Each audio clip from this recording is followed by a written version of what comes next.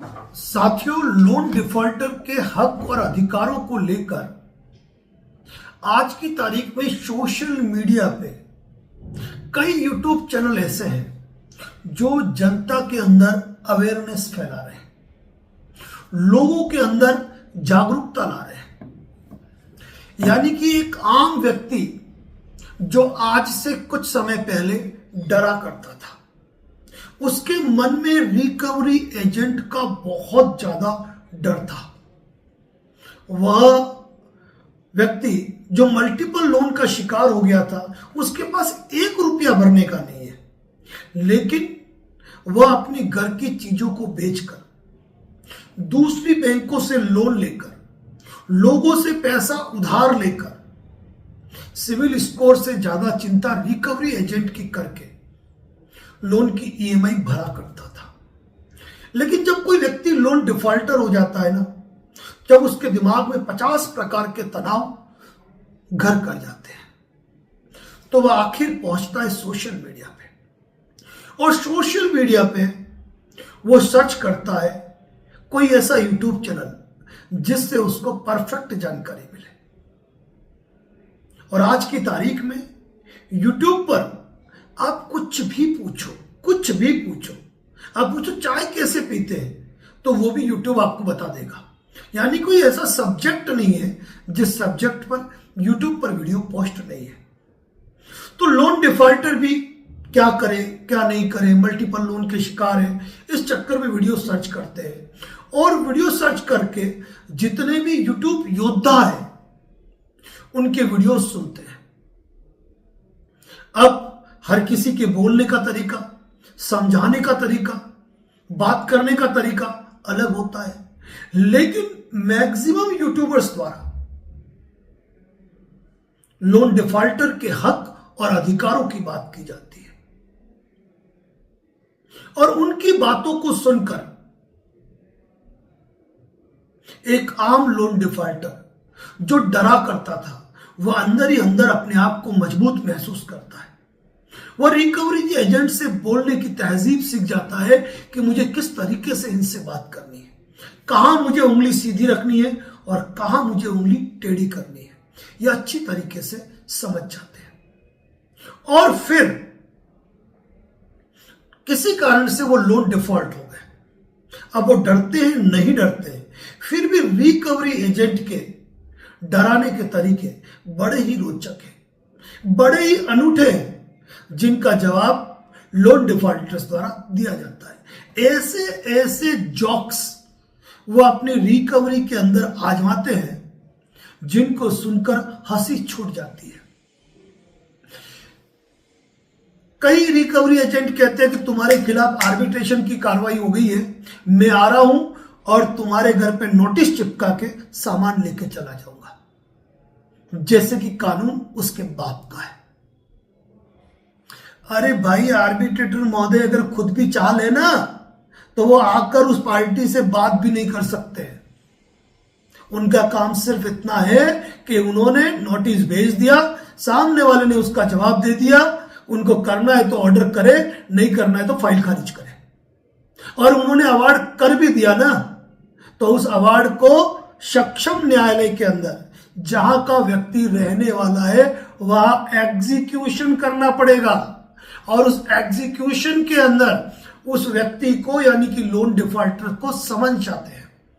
और जब वह व्यक्ति समन्स पर कोर्ट में उपस्थित होकर अपने कानूनी तरीके से दिए गए ऑब्जेक्शन विद रिपोर्ट्स पेश कर देता है, तो ऐसे अवार्ड्स को खारिज भी कर दिया जाता है।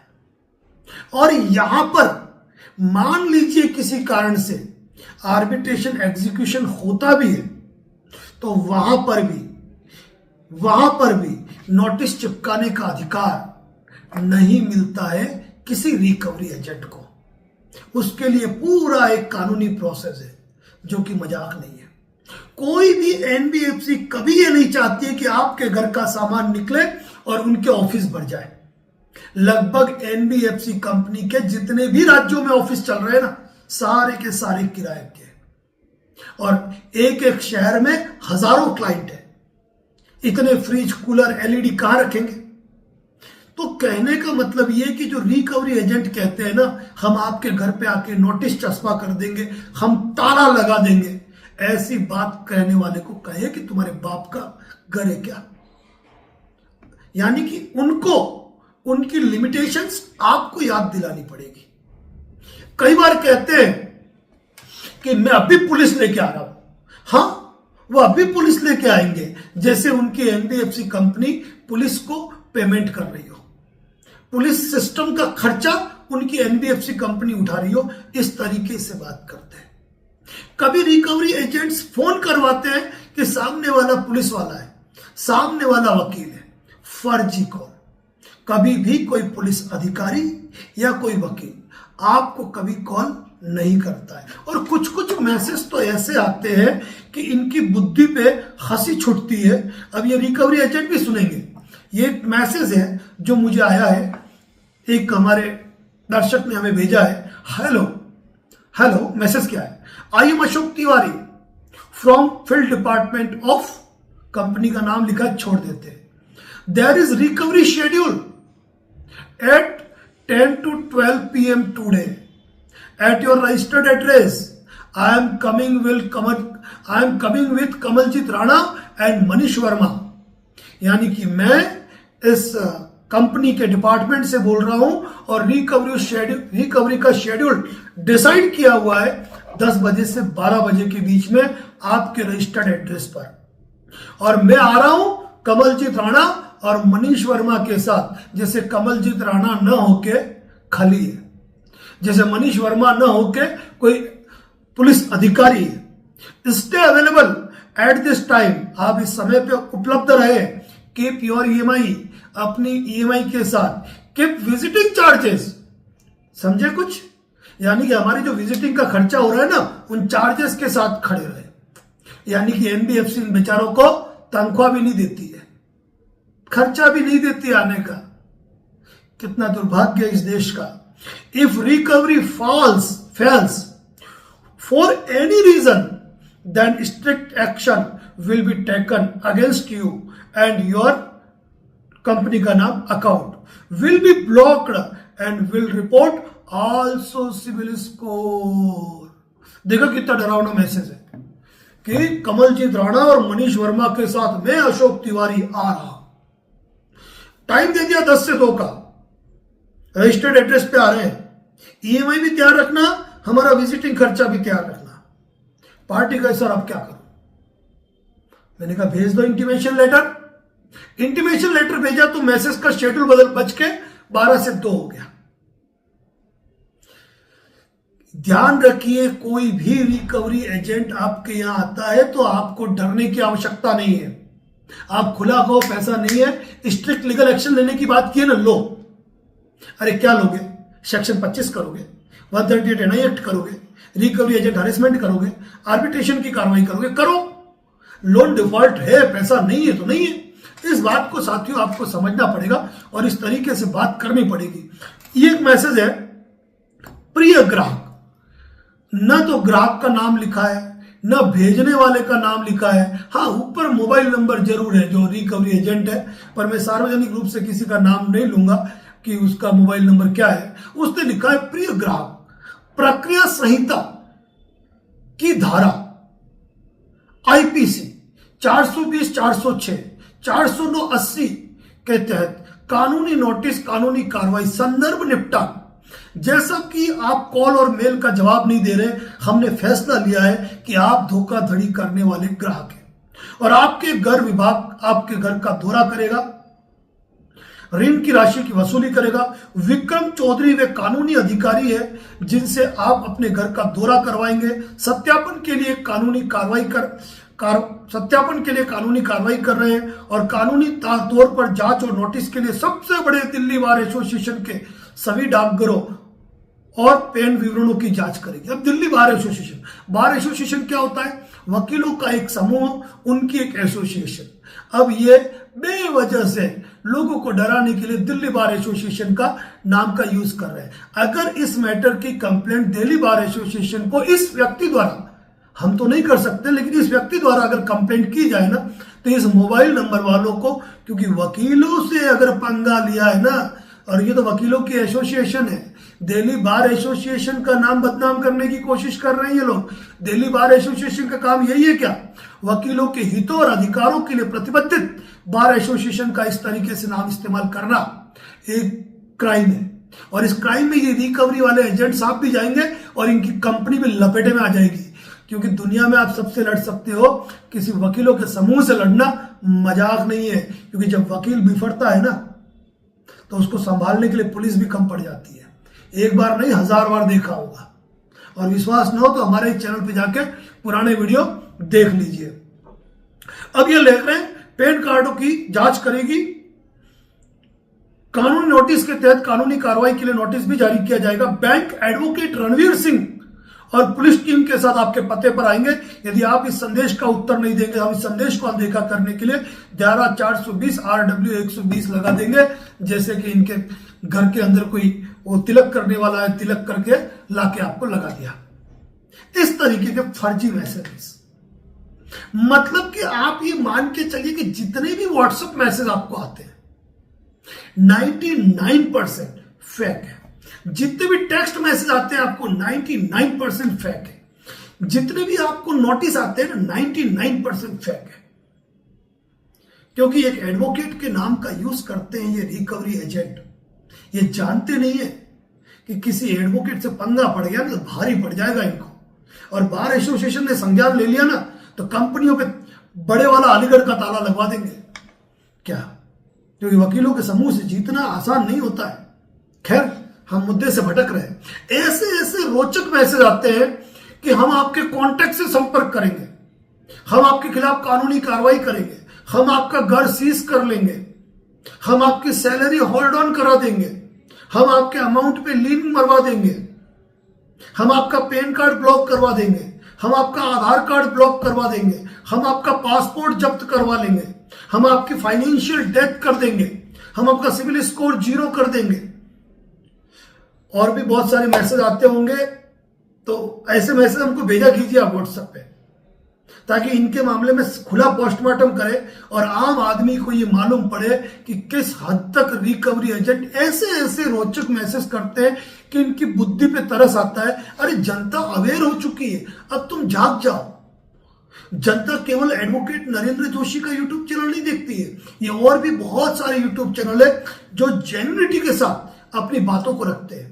जनता सेक्शन 25 को भी जानती है कि रजिस्टर्ड पोस्ट से नोटिस आएगा तब सेक्शन 25 का मुकदमा होगा और समन आएगा 6 महीने बाद, मुकदमा चलेगा 4, 5 साल, 10 साल।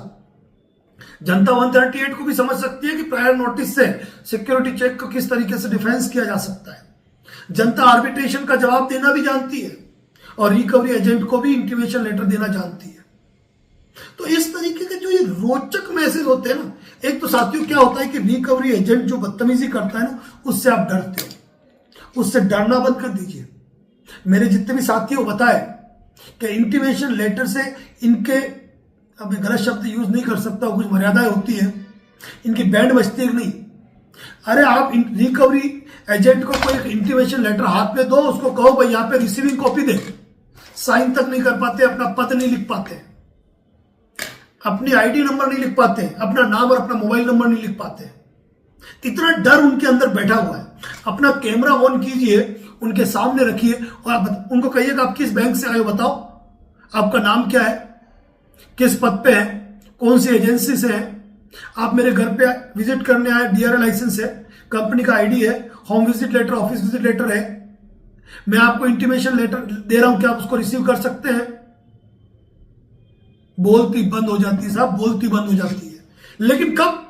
जब हम मजबूत होंगे। हमारे क्लाइंट है, दर्शक है, उनको रिकवरी एजेंट ने फोन पे धमकाने की कोशिश की। उसने कहा कि मैं घर पे आऊंगा तुम्हारे और देखो मैं क्या करता हूं। बंदे ने एक ही बात कही कि तुम मेरे घर आओगे, मेरे घर आके मेरी बेइज्जती करोगे, मैं और मेरे पड़ोसी देखते रहेंगे। आजा बेटा, आज का दिन है, कल का दिन है, फोन के 7 दिन हो गए, कदम बढ़ नहीं पा रहे उस एरिया की तरफ, कारण कि वो व्यक्ति सख्त है। तो आपको भी सख्त रहना पड़ेगा रिकवरी एजेंट के साथ में। पैसा नहीं है तो नहीं है क्या? आपने उससे तो लिया नहीं है, बात खत्म हुई। तो आप रिकवरी एजेंट के साथ जब आपको सख्त रहना पड़ेगा। और ऐसे जो मजाकिया मैसेज होते हैं ना, इनको ऊपर से जाने दो। अभी जैसे ये मैसेज भेजा था कानूनी कार्रवाई करने वाला कि हम ये कार्रवाई कर देंगे, तो दर्शक ने जिसने हमको भेजा उन्होंने लिखा जल्दी कर भाई, अभी टाइम नहीं है। एक जना कह रहा है पुलिस लेके आ रहा हूं, तो रिप्लाई दिया जल्दी लेके आना, मैं अभी घर पे ही हूं, शाम को 5 बजे घर से निकल जाऊंगा, फिर मिलूंगा नहीं। एक जने रिकवरी एजेंट ने फोन किया, किसको किया? रमेश जी को। रमेश जी ने फोन उठाया, हाँ जी बोलिए सर, मैं इस बैंक से बोल रहा हूं, मुझे रमेश जी से बात करनी है। ओह, रमेश जी का तो एक्सीडेंट हो गया हॉस्पिटल में, अब वो ठीक होंगे 15 दिन बाद। Phone cut. यानी कि आपके ऊपर डिपेंड करता है कि आप क्या बोलते हो। हमारे एक बंदे ने तो हद कर दी। हद ये कर दी कि फोन उठाया और कहा हाँ बताइए किससे बात करनी है? अच्छा, सुरेश जी से बात करनी है। अरे सुरेश जी तो अभी थाने में बंद है, उनके खिलाफ मुकदमा दर्ज हो गया है। अब आपका नाम और कंपनी का नाम बताओ भाई, कहां से बोल रहे हो? इसका मतलब आपका भी इस मामले में ये गिरफ्तार हुआ, कुछ लेना देना है, बताओ अपनी डिटेल। रिकवरी एजेंट ने फोन ही काट दिया। क्या एक लोन डिफॉल्टर के कॉन्टेक्ट नंबर पे फोन किया कि आपका रेफरेंस दिया, आपकी गारंटी दी है कि इस लोन को आप चुकाएंगे, आप उनसे बात करवाइए। उसने कहा कि भाई वो तो मेरा भी पैसा खा के भाग गया है, जब तुमको मिल जाए ना तो मेरे बारे में बात करना। मुझे एक काम करो, तुम्हारा पर्सनल मोबाइल नंबर और नाम लिखवाओ, मैं तुमसे टच में रहूंगा, वो जब भी मिल जाए तो मुझे उससे बात करनी है। साथियों, ये है रिकवरी एजेंट से बातचीत करने का तरीका। और घर पे आए ना, प्यार से बात करे तो ठीक है, गुंडागर्दी करे ना तो गांधी जी ने पहला गाल आगे करने को कहा, दूसरा भी आगे करने को कहा, तीसरी बार क्या कहा है ना, ये तो मुझे भी पता नहीं है। तो कहने का मतलब यही हो गया कि आपको अवेयर रहना है और ऐसे फालतू मैसेज का है ना इग्नोर करो। मैं तो कह रहा हूं ब्लॉक करो, ताकि दूसरी बार मैसेज ही नहीं आ पाए आपको ऐसे फर्जी मैसेज। और रिकवरी एजेंट को तो सीधा से इंटीमेशन लेटर व्हाट्सएप पे ही भेज दो कि भाई इस पूरी तैयारी के साथ आना, ये लेटर रिसीव कराऊंगा, लेटर रिसीव करके जाना, तो सिर्फ पोस्टमैन की भूमिका निभाना। रिकवरी एजेंट को एक ही बात कहना, अगर व्हाट्सएप करे या कॉल करे तो भाई पहले मुझे व्हाट्सएप पे हाय भेज, व्हाट्सएप पे इंटीमेशन लेटर भेज दो और कहना कि अब जब आए तो इसमें जितने भी कागज लिखे ना वो सारे लेके आना, और फिर मैं एक लेटर दूंगा, यही लेटर दूंगा, इस पे तुझे रिसीविंग करनी है, अपना नाम लिखना है, अपना आईडी नंबर लिखना है और अपना मोबाइल नंबर लिखना है और अपनी डेजिग्नेशन पद नाम लिखना है। मैं कॉपी लूंगा उसकी, फिर दूंगा और फिर ले जाके अपनी कंपनी को जमा करा देना। यानी कि तुम केवल और केवल पोस्टमैन का काम करवाऊंगा तुमसे। साथियों, लोन डिफॉल्टर है, लोन नहीं भर पा रहे, विषम परिस्थितियां है, तो ऐसी स्थिति में घबराने से डरने से कुछ नहीं होगा।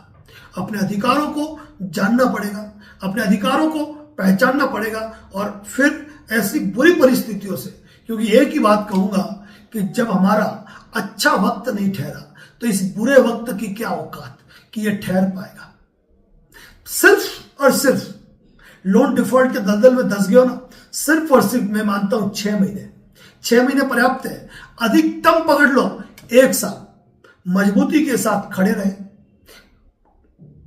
खास नोटिस का जवाब दिया, प्रायर नोटिस दिया, इंटीमेशन लेटर दिया, आर्बिट्रेशन का रिप्लाई किया, अनसिक्योर्ड लोन है, सारे तनावों से मुक्त हो जाओगे। कोई टेंशन लेने की जरूरत नहीं है, कर्जा लेके कर्जा भरने की जरूरत नहीं है। पैसा है तो दे दो, नहीं है तो कोई दिक्कत नहीं, कोई कुछ नहीं बिगाड़ सकता है। और कई लोग कहते हैं सर सेटलमेंट करेंगे तब हमारे पास पैसा नहीं होगा, तो अरे सेटलमेंट तो तभी होगा ना जब तुम्हारे पास पैसा नहीं होगा। अगर 4 महीने बाद 6 महीने बाद उन्होंने सेटलमेंट ऑफर किया और उन्होंने 25% का, और आपके पास 25% नहीं है, तो 1 महीने बाद और 20% हो जाएगा, 1 महीने बाद और 15% हो जाएगा। तो ज्यादा चिंता करने की आवश्यकता नहीं है। हमारे चैनल के सारे वीडियो देखो, विश्वास है आपके सारे डर, सारे भय, सारे तनाव समाप्त हो जाएंगे। इन वीडियो का मकसद केवल और केवल जनता में जो लोन डिफॉल्टर होने के बाद मन में जो कुंठाएं आती है, जीवन को समाप्त कर देने की जो भावनाएं आती है, उनको दूर करने का एक छोटा सा प्रयास है। और यदि हम तमाम वीडियो के दौरान अगर 10 जिंदगी भी बचा पाए और 50 लोगों को भी वापस खड़े कर पाए तो हमारे जीवन का मतलब सार्थक होगा। धन्यवाद। जय हिंद, जय भारत, जय भारत।